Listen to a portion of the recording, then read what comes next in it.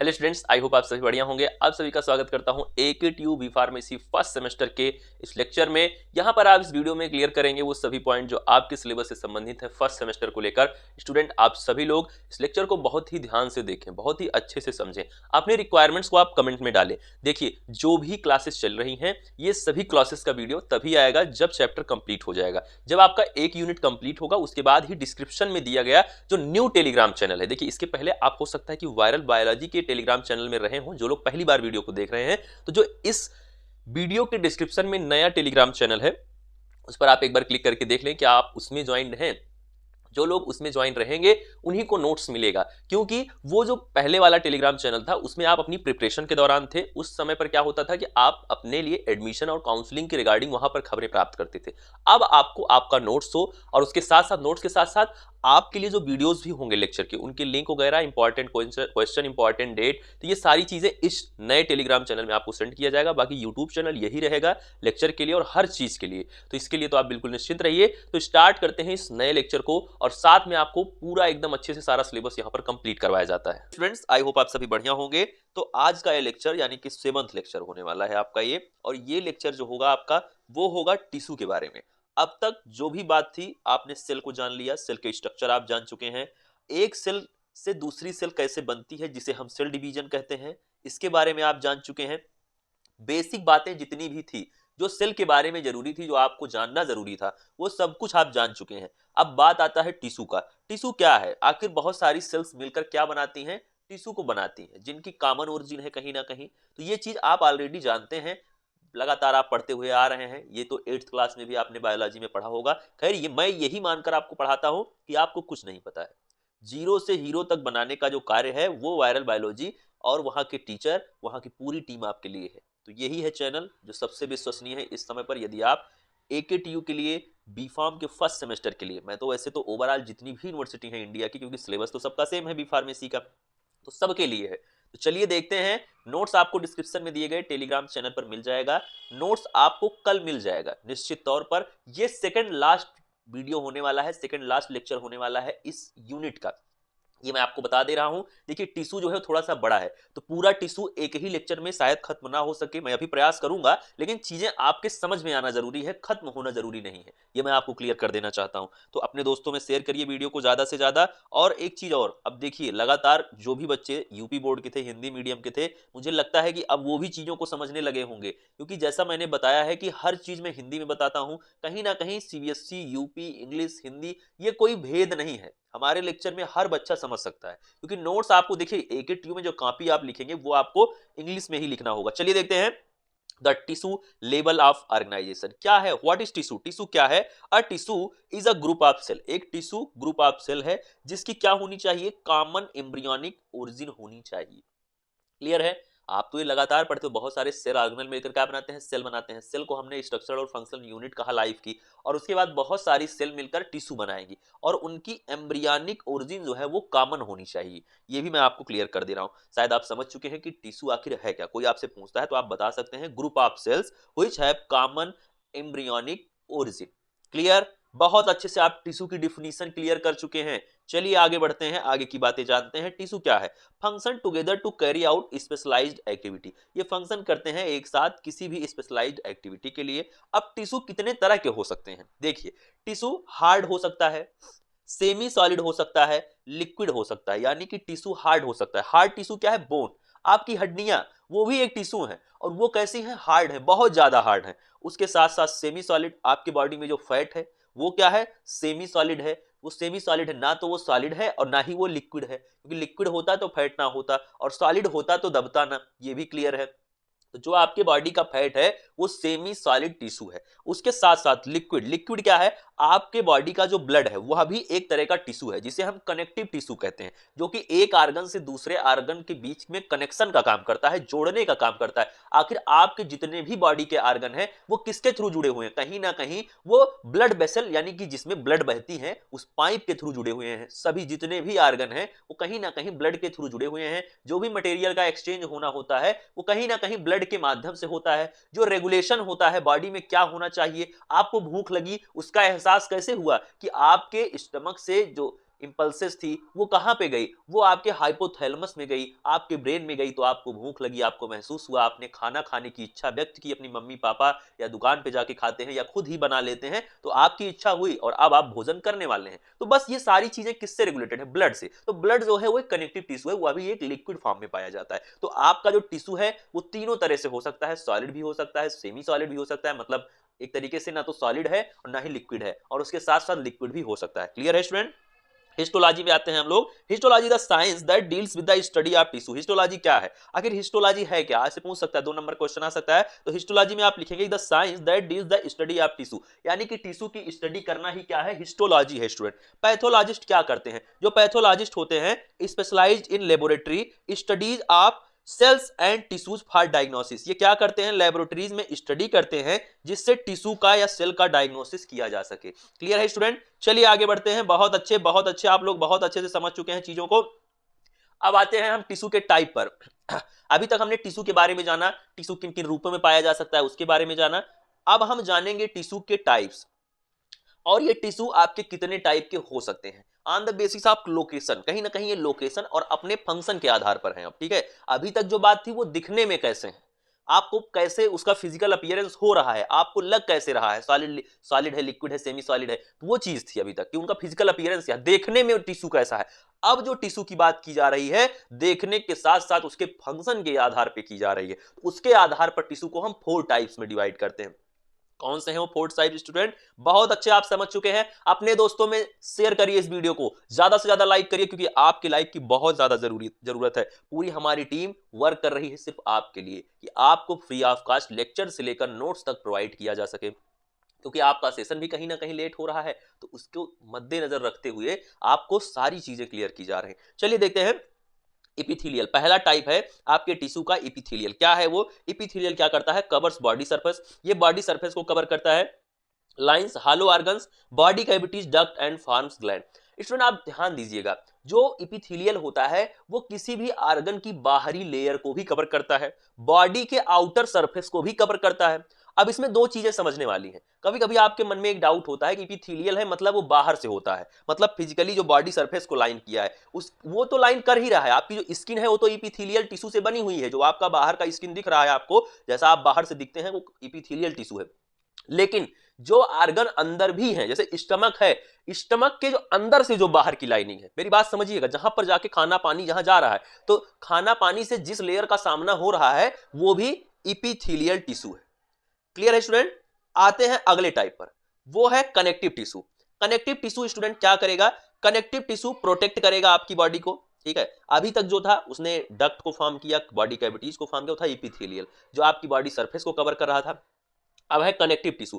Connective tissue protection में work करेगा, support करेगा, बाइंड करेगा, किसको, आर्गन को, एक आर्गन से दूसरे आर्गन को बाइंड करने का वर्क करेगा, स्टोर करेगा एनर्जी, एनर्जी को किस फॉर्म में स्टोर कर सकता है, फैट के फॉर्म में, प्रोवाइड करेगा बॉडी को इम्यूनिटी। बॉडी को इम्यूनिटी प्रोवाइड करता है ना, ब्लड में हमारे लिम्फोसाइट सेल होती हैं, आपने सुना होगा शायद ये नाम, तो वही होता है जो आपकी बॉडी को क्या प्रोवाइड करता है, इम्यूनिटी प्रोवाइड करता है, रोगों से लड़ने की क्षमता, वही तो इम्यूनिटी होती है, रोग प्रतिरोधक क्षमता हिंदी में बोलते हैं, उसी को इम्यूनिटी बोलते हैं अंग्रेजी में। उसमें किसका रोल है, कनेक्टिव टिश्यू। और कनेक्टिव टिश्यू कौन है जानते हैं आप, ब्लड सबसे बड़ा एग्जांपल है उसका। मस्कुलर टिश्यू आता है स्टूडेंट, जो अगला आता है, थर्ड टाइप आपका आता है टिश्यू का, generate the physical force needed to make body structure move and generate body heat. ये जनरेट करता है फिजिकल फोर्स जो कि जरूरत होती है बॉडी को क्या बनाने के लिए, स्ट्रक्चरल जो पार्ट है उसके मूवमेंट के लिए। जो स्ट्रक्चरल पार्ट है वहां पर मसल्स होती हैं, तो वो मसल्स को करने के लिए और बॉडी हीट को जनरेट करने के लिए मस्कुलर टिश्यू की आवश्यकता पड़ती है। क्लियर है स्टूडेंट? मसल्स सुना होगा ना, वही है मस्कुलर टिश्यू, जहां पर हम कहते हैं मसल्स हैं, वही बात है। अब आती है इसके बाद अगला जो अपना पॉइंट आता है वो आता है nervous tissue. Nervous tissue student क्या है, आप नर्वस शब्द जहां आ जाता है आप समझ जाते हैं कहीं ना कहीं ये जो बात की जा रही है वो ब्रेन से रिलेटेड है, नर्वस सिस्टम से रिलेटेड है। बिल्कुल जाहिर सी बात है, जो आप समझ रहे हैं, जो आपको फील आ रहा है वही सही है। तो direct change in body and respond by generating nerve impulses. Clear है स्टूडेंट? तो ये क्या करेगा, ये डिटेक्ट करेगा बॉडी में जो भी चेंज होगा। बॉडी में कोई भी चेंज होता है तो वो सेंट्रल नर्वस सिस्टम ही तो होता है जो आपकी बॉडी के किसी भी चेंज को डिटेक्ट कर लेता है और वहां पर इंफॉर्मेशन जाती है, हाँ भैया ये दिक्कत है बॉडी में, ठीक है इसको रिपेयर करने का काम करिए। प्रोसेस तो वही हो रहा है ना, चीजें वही तो परफॉर्म हो रही, मैसेंजर तो वही जा पहुंच रहा है मैसेज लेकर कि क्या चल रहा है बॉडी में, सब कुछ दिमाग से ही तो कंट्रोल हो रहा है। तो डिटेक्ट करेगा बॉडी में किसी भी चेंज को, रिस्पॉन्ड करेगा जनरेटिंग नर्व इंपल्सेस, तो ये नर्व इंपल्सेस को जनरेट करने का काम करेगा। देखिए ब्रेन में जा रही हैं चीजें वो अलग बात है, लेकिन जो नर्वस टिश्यू है वो बॉडी के कहीं ना कहीं हर पार्ट से रिलेट कर रहा है, हर पार्ट में मौजूद है, तभी तो वहां से इंफॉर्मेशन जा रही है। तो ये आप कह सकते हैं कि वहां से नर्व इंपल्सेस को जनरेट करना ये कहीं ना कहीं नर्वस टिश्यू का वर्क है, ठीक है। तो आप समझ चुके हैं नर्वस टिश्यू मतलब आपके लिए क्या हो गया है, नर्व्स, जो मैंने आपको बताया वो नर्व्स इंपल्सेस को जनरेट करना और बॉडी में किसी भी चेंज को डिटेक्ट करना, बॉडी में कोई दिक्कत हो रही यही डिटेक्ट करेगा। क्लियर है, गर्मी ठंडी जो लग रही है यही डिटेक्ट करेगा।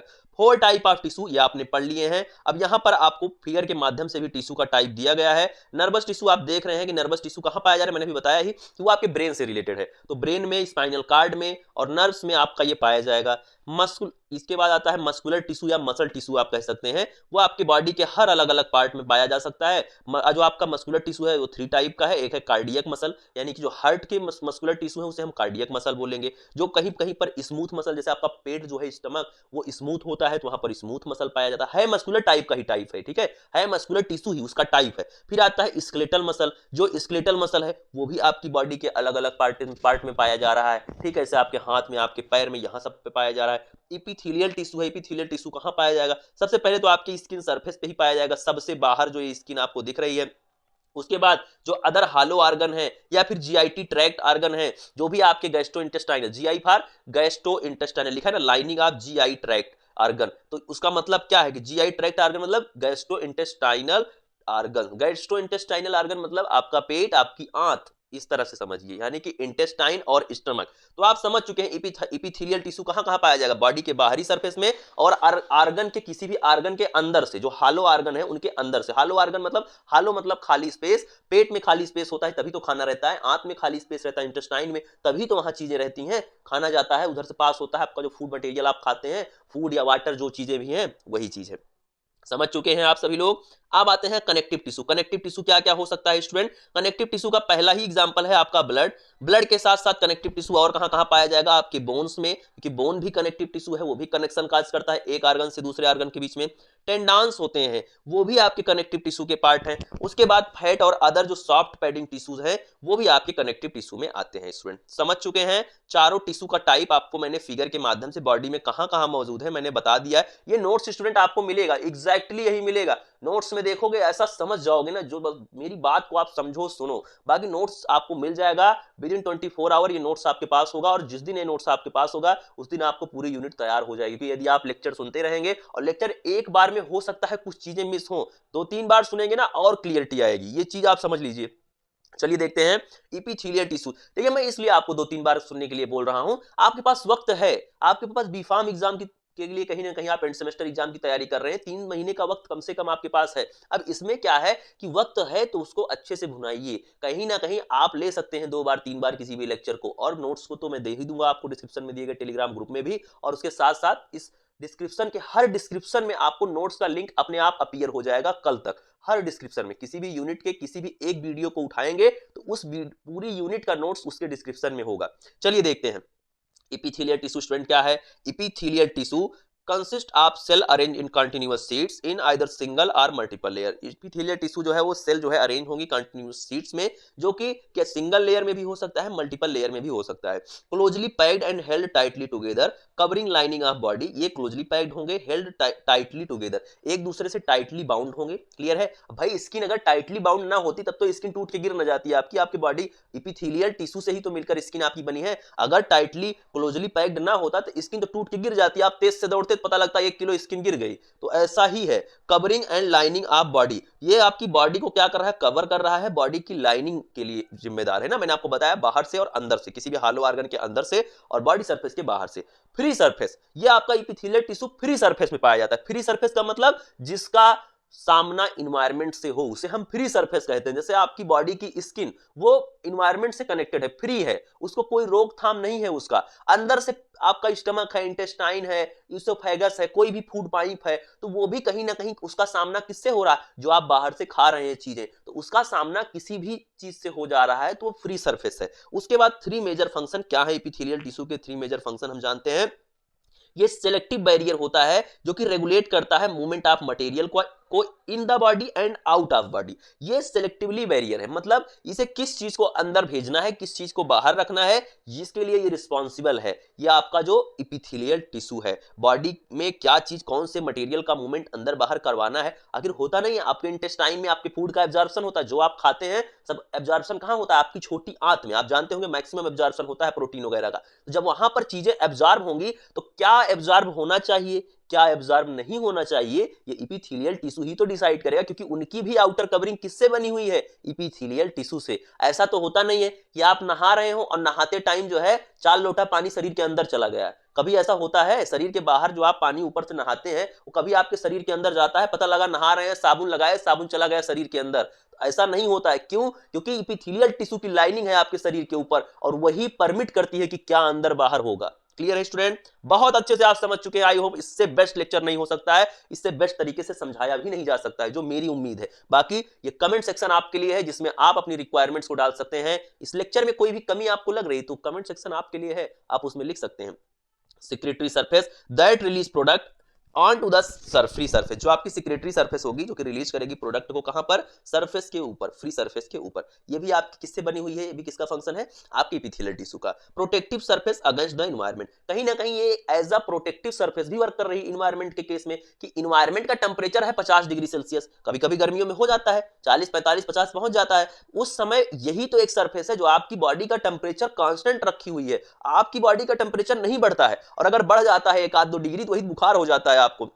सोचिए, आपकी बॉडी का 1-2 डिग्री टेम्परेचर बढ़ने पे ये स्थिति है। अगर वही आपकी बॉडी का नॉर्मल टेम्परेचर इन्वायरमेंट के बराबर जाने लगा तब तो बहुत दिक्कत। पता लगा ठंडी में माइनस हो गया तो पूरा का पूरा ब्लड ही जम जा रहा है, गर्मी में ज्यादा हो जा रहा है तो आप उबले पड़े हैं। तो ऐसा कुछ नहीं होता है। क्यों? क्योंकि आपकी जो बॉडी सरफेस है वो इपिथेलियल टिश्यू के द्वारा प्रोटेक्टेड है। समझ चुके हैं स्टूडेंट? चलिए आगे चलते हैं। अब बात करते हैं जनरल फीचर किसका, इपिथेलियल सेल्स का। अब जाहिर सी बात है, इपिथेलियल टिश्यू है तो इपिथेलियल सेल्स से बना होगा। भाई टिश्यू किससे बना होता है, सेल्स से, तो इपिथेलियल टिश्यू किससे बना है, इपिथेलियल सेल से। तो क्या है इसका general feature, basement membrane, thin double extra cellular layer that serves as point of attachment and support for overlying epithelial tissue. ये एज अ बेसमेंट मेम्ब्रेन आपका वर्क कर रहा है, बेसल लैमिना की तरह वर्क कर रहा है। क्या है ये, closer to and secreted by epithelial cell, जो बेसल लैमिना है उसके बारे में कहा गया है। कंटेन्स लैमिनिन, जिसके पास लैमिनिन होता है, कोलाइजन होता है, ग्लाइकोप्रोटीन होती है, प्रोटियोग्लाइकान्स होते हैं। ये चीजें आपके बेसल लैमिना में होती हैं। क्लियर? रेटिकुलर लैमिना में क्या चीजें होती हैं, ये close to underline connective tissue, ये कनेक्टिव टिश्यू के बिल्कुल पास में होता है। इसके पास क्या होता है स्टूडेंट, जो आपका रेटिकुलर लैमिना है इसके पास होता है आपका contains collagen secreted by connective tissue cell. इसके पास कोलेजन होता है जो कि कनेक्टिव टिश्यू सेल्स के द्वारा सिक्रीट किया जाता है। क्लियर है? चलिए बहुत अच्छे आप समझ चुके हैं। अब आते हैं इपिथेलियल टिश्यू के लिए हम लोग कैसे इसको अब क्लासिफाई कर रहे हैं, अरेंजमेंट ऑफ सेल, मतलब सेल किस लेयर्स में अरेंज्ड है और इनका शेप क्या है। ठीक है, इपिथेलियल सेल के केस में तो किस तरह से पहले हम पढ़ेंगे अरेंजमेंट के बेसिस पर कि सेल कैसे लेयर्स में अरेंज है, उसके बेसिस पे कितने टाइप का है, और शेप ऑफ सेल के बेसिस पे पढ़ेंगे कि इसके बेसिस पे इपिथेलियल टिश्यू कितने टाइप का है। अभी तक आपने किसके बेसिस पे पढ़ा था, फंक्शन के बेसिस पे पढ़ा था। फंक्शन के बेसिस पे आप पढ़ चुके हैं कि किस तरह से टिश्यूज को हमने देखा, जहां पर आपको दिखा था किसके बारे में, एपिथेलियल दिखा था, कनेक्टिव दिखा था, मस्कुलर दिखा था, नर्वस दिखा था। अब हम इपिथेलियल वाले पार्ट का पढ़ रहे हैं, यानी कि फर्स्ट पार्ट जो इपिथेलियल है उसके टाइप की स्टडी कर रहे हैं on the basis of arrangement of cell, कि इपिथेलियल टिश्यू जिस सेल से बना है उसका अरेंजमेंट कैसा हो, तो किस टाइप का टिश्यू होगा, उसकी सेल्स जो है वो किस तरह से अरेंज हो कि इपिथेलियल का एक स्पेशल टाइप का टिश्यू बन जाए। और शेप ऑफ सेल, जो सेल का प्रयोग हो रहा है इपिथेलियल सेल बनने में, इपिथेलियल टिश्यू बनने में, इपिथेलियल टिश्यू बनने में जिस शेप ऑफ सेल का प्रयोग हो रहा है उसके आधार पर किस तरह से आपके इपिथेलियल टिश्यू को हम क्लासिफाई करते हैं। चलिए आगे देखते हैं। बहुत अच्छे आप समझ चुके हैं। आई होप आपको बहुत अच्छे से समझ में आया होगा। अरेंजमेंट ऑफ लेयर के केसेस में आप जब देखेंगे तो ये अरेंजमेंट ऑफ लेयर आपको दिख रही है, जो टिश्यू आपके सेल्स का अरेंजमेंट है और एक टिश्यू का फॉर्मेशन हुआ है। ये आपकी सेल की शेप है, उसके आधार पे आपके टाइप्स आपको दिख रहे हैं। जब हम नीचे बढ़ते हैं तो arrangement of cell in layers की जब हम बात करें, जब हम लेयर्स की बात करें मतलब सेल किस तरह से अरेंज्ड है, शेप की बात नहीं करना है आपको, सेल अरेंज किस तरह से है उसके केसेस में आप बात करें, जो पहला टाइप आता है वो आता है simple epithelium. Simple epithelium student क्या होता है? Single layer of cells that function in diffusion. ये सिंगल लेयर ऑफ सेल होती है, यानी कि सेल जो है वो सिंपली अरेंज्ड है। ये सिंगल लेयर होता है जिसमें डिफ्यूजन होता है, जिसके द्वारा ऑस्मोसिस होता है, फिल्ट्रेशन होता है, सिक्रीशन होता है और क्या होता है स्टूडेंट, और एब्जॉर्प्शन होता है। मतलब सिंपल इपिथेलियम का वर्क क्या है, आपकी बॉडी में क्या वर्क कर रहा है, किस तरह से सिंपल इपिथेलियम डिफ्यूजन में वर्क कर रहा है। डिफ्यूजन आपको मैंने बता ही दिया है पहले ही, सेल जब सेल वाला बता रहे थे वहां पे ट्रांसपोर्ट बताए थे ना, तो डिफ्यूजन बताए थे, ऑस्मोसिस बताया। डिफ्यूजन क्या होता है? हाई कंसंट्रेशन से लो कंसंट्रेशन की तरफ मॉलिक्यूल का जाना। वाटर मॉलिक्यूल का हाई कंसंट्रेशन से लो कंसंट्रेशन जाना ऑस्मोसिस कहलाता है। फिल्ट्रेशन आप जानते हैं किसी चीज को फिल्टर करना। सिक्रीशन आप जानते हैं कोई चीज सिक्रीट हो। एब्जॉर्प्शन आप जानते हैं कोई चीज अवशोषित, जिसे आप हिंदी में बोलते हैं। ये सब किसका काम है? सिंपल इपिथेलियम का स्टूडेंट। चलिए चलते हैं, इसके बाद जो अगला टाइप आता है इस सेल के अरेंजमेंट यानी कि सेल लेयर्स के अरेंजमेंट के आधार पे, वो आता है pseudostratified epithelium. Appear to have multiple layers. ये जो है ऐसा दिखता है कि मल्टीपल लेयर्स यहां पर हैं, because cell nuclei at different level. जो सेल की न्यूक्लियाई होती हैं वो डिफरेंट लेवल पे होती हैं, एक जगह पे स्थिर नहीं होती हैं सेल की nuclei. All cell do not reach the apical surface. सभी सेल जो है वो एपिकल सरफेस यानी कि ऊपरी सरफेस पर नहीं पहुंच पाती हैं, इसीलिए हम इसे स्यूडो स्ट्रेटिफाइड इपिथेलियम बोलते हैं स्टूडेंट। अब यहां पर बात आती है स्ट्रेटिफाइड इपिथेलियम की। स्ट्रेटिफाइड इपिथेलियम क्या होता है आपका? Two or more layers of cell that protects underlying tissue in areas of wear and tear. यानी कि ये two more layer of cells हैं जो कि प्रोटेक्ट करती हैं किसको? Underlying tissue in area of wear and tear. तो ये आपकी दो या दो से अधिक लेयर ऑफ सेल हैं जो कि प्रोटेक्ट कर रही हैं टिश्यूज को आपके कौन से एरिया में? वियर एंड टियर के एरिया में। क्लियर है स्टूडेंट? बहुत अच्छे से आप चीजों को समझ चुके हैं, बहुत अच्छे से आप चीजों को समझ चुके हैं। अब हम चलते हैं अगली बात। अब सेल के शेप के आधार पर हम यहां पर वेरी कर रहे हैं, किस तरह से? सेल के शेप के आधार पर इनका जो फंक्शन है वो अलग अलग हो जाता है। अब देखिए आप सेल्स पढ़ रहे हैं, क्यों आप सेल पढ़ रहे हैं? क्योंकि टिश्यू जो है वो सेल से ही तो मिलकर बना हुआ है, और टिश्यू यदि सेल्स से मिलकर बना हुआ है तो हम इसीलिए पढ़ रहे हैं कि सेल का जो नेचर है उसके आधार पर किस तरह से यही इपिथेलियल टिश्यू अलग अलग नेचर बिहेव करता है, अलग अलग नेचर आपको दिखाता है, अलग अलग फंक्शन करता है। चलिए देखते हैं, बहुत अच्छे से आप चीजों को समझ चुके हैं। पहला टाइप है आपका स्क्वैमस। स्क्वैमस इपिथेलियम क्या है स्टूडेंट? ये थिन सेल होती हैं, थिन सेल्स होंगी, अरेंज्ड होंगी लाइक फ्लोर टाइल्स। फ्लोर की टाइल्स आपने अपने घर में देखा होगा, टाइल्स अपने घर में नहीं है दूसरे घर में जाकर देख लेना, कोई दिक्कत वाली बात नहीं, जरूरी नहीं सबके घर में टाइल्स लगी हो, कोई कोई पत्थर भी बैठाया रहता है। चलिए देखते हैं, कुछ लोग घर में नहीं होगी, जरूरी नहीं है सब लोग टाइल्स लगवा ले, सबके घर में अलग अलग चीजें लोग लगवाते हैं, सबका अपना अपना शौक होता है। Arrangement like floor tiles allow the rapid passage of substance. तो थिन सेल है, अरेंज्ड है फ्लोर टाइल्स की तरह, जो कि अलाउ कर रही है rapid passage of substance, substance का रैपिड पैसेज हो सके। क्लियर है? अलाउ करेंगी रैपिड पैसेज ऑफ सब्सटेंस को। क्लियर है स्टूडेंट? बहुत अच्छे, पहला टाइप आप पढ़ चुके हैं। अभी इसके ऊपर आप किसके बेसिस पे पढ़ रहे थे? अरेंजमेंट के बेसिस पे, कि सेल किस तरह से लेयर्स में अरेंज्ड है। आप पढ़ रहे हैं सेल के शेप के बेसिस पर, उसके बेसिस पे टाइप पढ़ रहे हैं इपिथेलियल टिश्यू का। इपिथेलियल टिश्यू थोड़ा सा बड़ा है, मुझे पता है। इस लेक्चर में हम लोग अभी देखिए कोशिश करेंगे आपको पूरा का पूरा समझाया जाए, लेकिन जहां तक आज हो पाएगा वहीं तक समझिए, कोई बहुत बड़ी बात नहीं। इपिथेलियल तो एटलीस्ट खत्म कर ही लेंगे, ये मुझे पता है। चलिए देखते हैं, पहला टाइप हम लोग खत्म कर लेंगे, बाकी के तीन टाइप जो है वो छोटे छोटे हैं। उसके बाद बात आती है क्यूबाइडल। क्यूबाइडल स्टूडेंट क्या है? एज टाल एज दे आर वाइड। ये टाल है, वाइड है, शेप्ड लाइक क्यूब्स। इनका जो शेप है वो क्यूब की तरह है। क्यूब आप जानते हैं, क्यूब का शेप आप जानते हैं, यानी हेक्सागन्स। क्यूब वही होता है ना जिसके पास आपकी 6 सरफेस होती है, जिसके पास उसकी तरह होते हैं। Function in secretion or absorption. मतलब इसका जो फंक्शन होता है वो क्या होता है स्टूडेंट? सिक्रीशन करना और एब्जॉर्प्शन करना। बहुत अच्छा, सेकंड टाइप क्यूबाइडल समझ चुके हैं आप, बहुत बहुत बधाई आप सभी को। चलिए देखते हैं अगले टाइप की तरफ।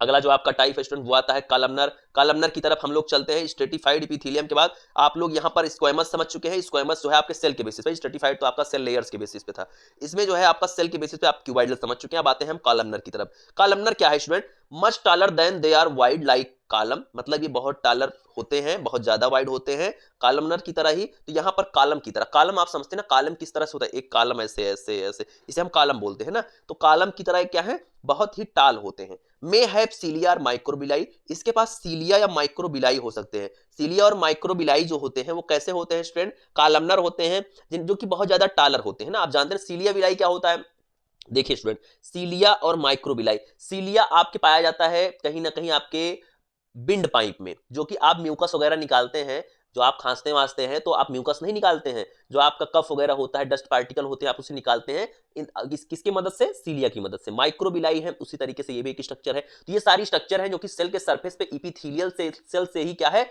इपिथेलियल टिश्यू से ही ओरिजिनेट करके बनी हुई होती है, बिल्कुल सेल के सरफेस पे ही तो बनी होती है सारी चीजें, वही बात की गई है, कोई बहुत बड़ी बात नहीं की गई है। माइक्रोबिलाई आपके इंटेस्टाइन में होता है, सेल के बिल्कुल बाहर की जो सरफेस होती है, जो आपके इंटेस्टाइन की आउटर सरफेस होती है। देखिए आउटर सरफेस सबकी जितनी भी कैविटी लाइक स्ट्रक्चर है सबकी किससे मिलकर बनी होती है, सब इपिथेलियम से ही मिलकर बनी हुई होती है, और उसी इपिथेलियम पर ही ये माइक्रोबिलाई और आपकी क्या है सेकंड वाली सीलिया, ये दोनों वहीं पर ओरिजिनेट होती हैं। ठीक है, चलिए देखते हैं ये किस टाइप का सेल का क्या शेप होगा, तो बनेगी जब कॉलमनर शेप का सेल होगा। अब इसके बाद अगला आते हैं, अगला जब हम बात करें तो वो आता है specialised function for secretion and absorption. इसके पास कुछ स्पेशलाइज्ड फंक्शन होते हैं सिक्रीशन और एब्जॉर्प्शन के लिए। स्टूडेंट हम अगले टाइप की तरफ चलें, वो आता है आपका ट्रांजिशनल। ट्रांजिशनल क्या है, transitional epithelium, cell change shape, cell जो है वो अपने शेप को चेंज करती है। Transition for flat to cuboidal, मतलब ये अपने फ्लैट को किस में बदल देती है, क्यूबाइडल में। ठीक है, ट्रांजिशन हो रहा है। Organ such as urinary bladder, जैसे कि ट्रांजिशनल टाइप का कहां पाया जाता है,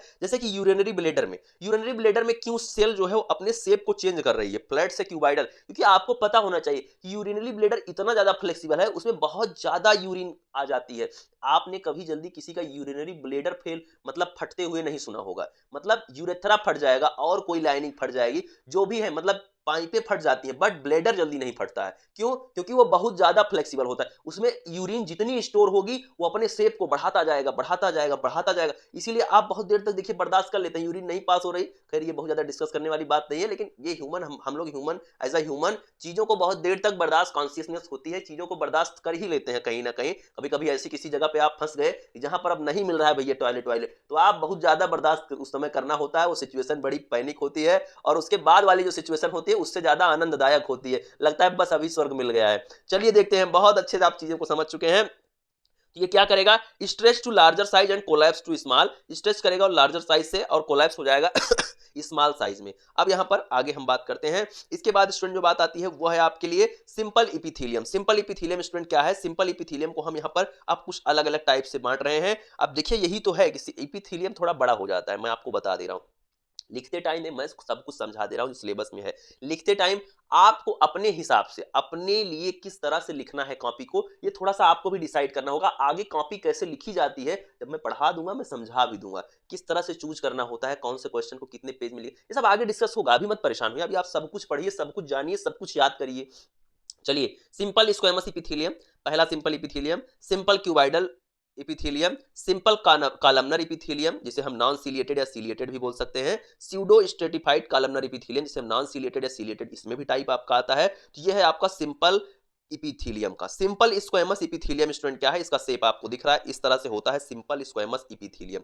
जब आप सिंपल स्क्वेमस इपिथेलियम को इस तरह से इसका स्ट्रक्चर होता है, बिल्कुल सिंपली सेल बिल्कुल अरेंज्ड होती हैं। अब यहाँ पर ये सिंगल लेयर ऑफ सेल लिखा गया, single layers of cell that resemble a tiled floor on the surface, ये टाइल्ड फ्लोर की तरह सरफेस पर होती हैं। Found at site for filtration और डिफ्यूजन, ये पाई जाती हैं ऐसी साइट्स पर, किसके लिए, फिल्ट्रेशन और डिफ्यूजन के लिए, ये किसी भी साइट्स पर प्रेजेंट होती हैं।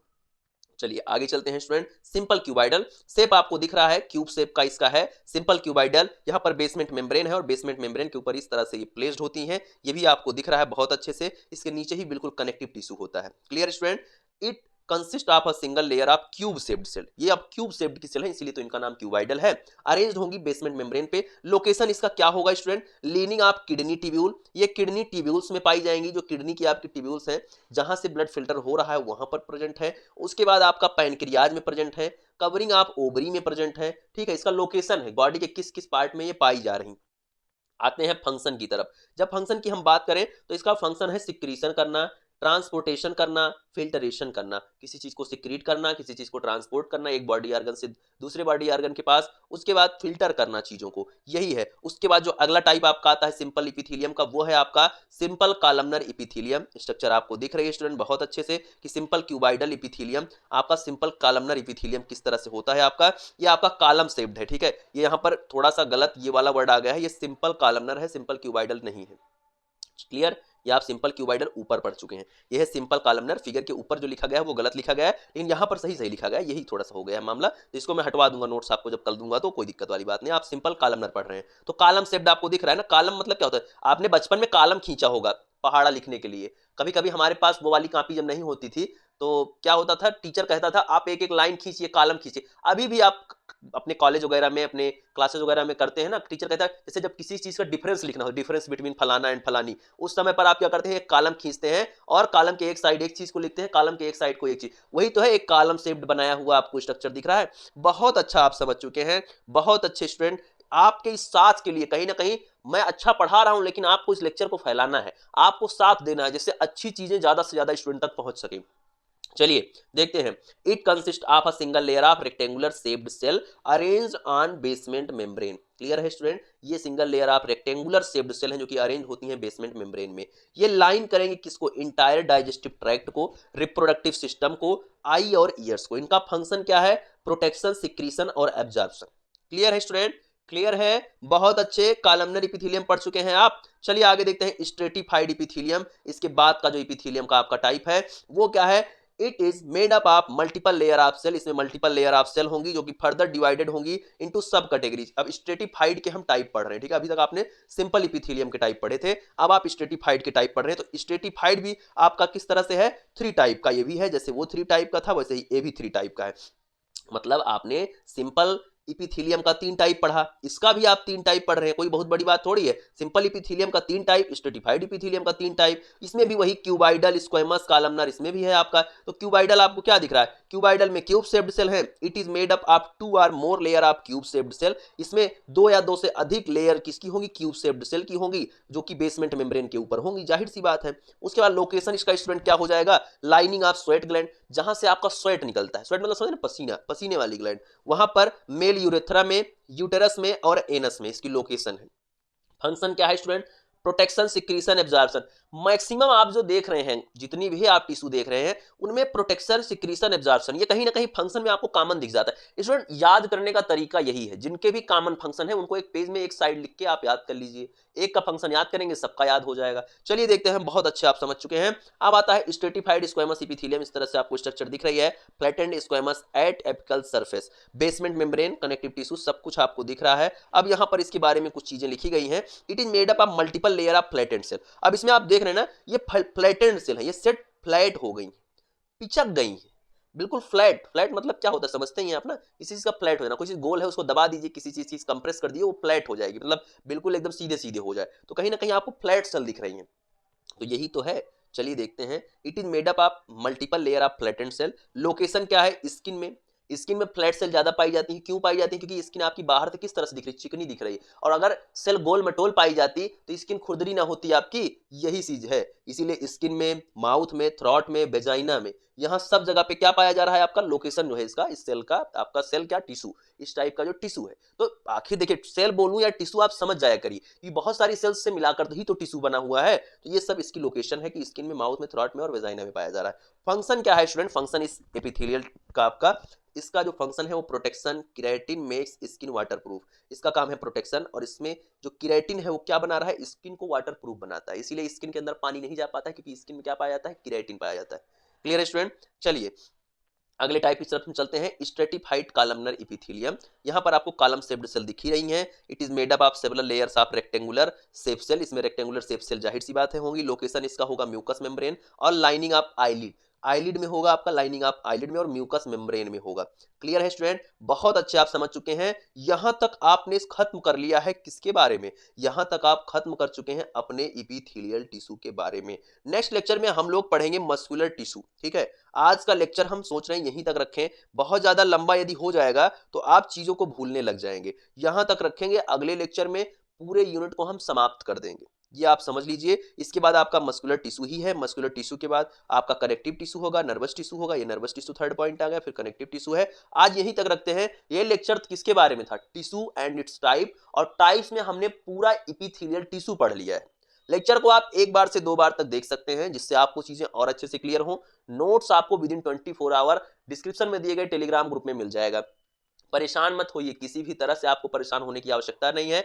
अपनी रिक्वायरमेंट को और इस वीडियो के फीडबैक को, आपको ये लेक्चर कैसा लगा, डिस्क्रिप्शन में दिए गए टेलीग्राम ग्रुप को ज्वाइन करिए और कमेंट में हमें अपने फीडबैक के बारे में बताइए। कमेंट में जरूर एक हार्ट आप ड्रा करिए यदि आपको ये लेक्चर पसंद आया है, और यदि नहीं भी पसंद आया वो भी आप डालिए। मैं देखना तो चाहता हूं कि आपको लग कैसे रहा है। आखिर जो पढ़ाई लिखाई हो रही है उसके लिए सजेशंस आपकी क्या है, आप क्या सजेशन देना चाहते हैं कि चीजें और इंप्रूव हो सकती हैं।